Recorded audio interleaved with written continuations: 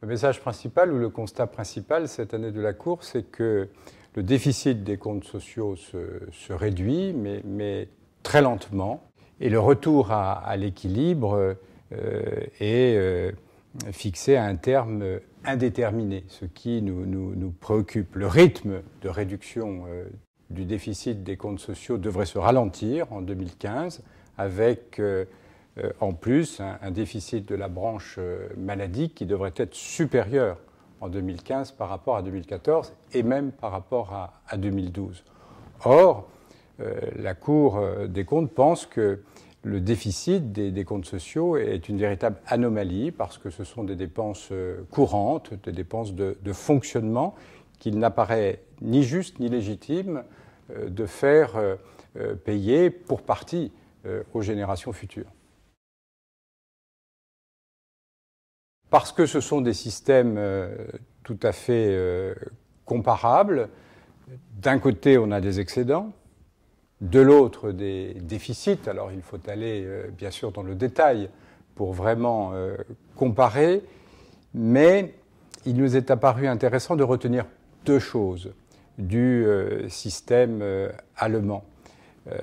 C'est tout d'abord un souci de l'équilibre financier. Les Allemands n'acceptent pas un déficit durable, ce que nous, en France, nous acceptons sans problème, malheureusement, et la responsabilisation de l'ensemble des acteurs. Pour l'assurance maladie, par exemple, les prescripteurs, l'ensemble des prescripteurs, ainsi que les assurés sociaux, sont responsabilisés, ce qui a des conséquences sur le nombre de prescriptions, ce qui a des conséquences aussi sur l'utilisation des génériques par les assurés sociaux. Et ce sont deux grosses différences avec notre pays.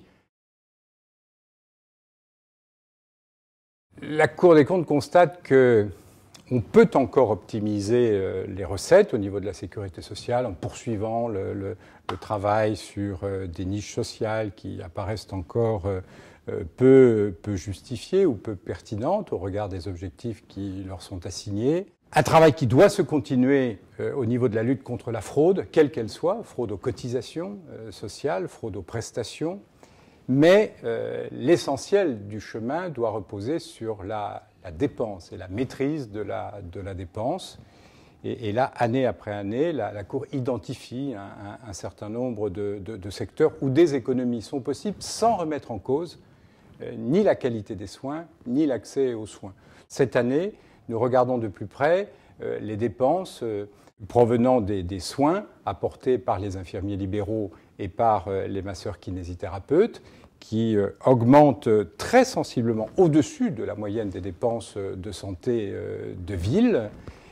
Et puis également l'insuffisance rénale chronique, avec des dépenses qui sont en France très supérieures aux dépenses que l'on peut constater en Allemagne et en Angleterre. Un dialysé coûte beaucoup plus cher en France. C'est parce qu'on privilégie malheureusement les systèmes les plus coûteux. Nous continuons à illustrer pour montrer que oui, c'est possible de réduire l'évolution de la dépense en matière de santé sans remettre en cause, une fois de plus, la qualité et l'accès aux soins.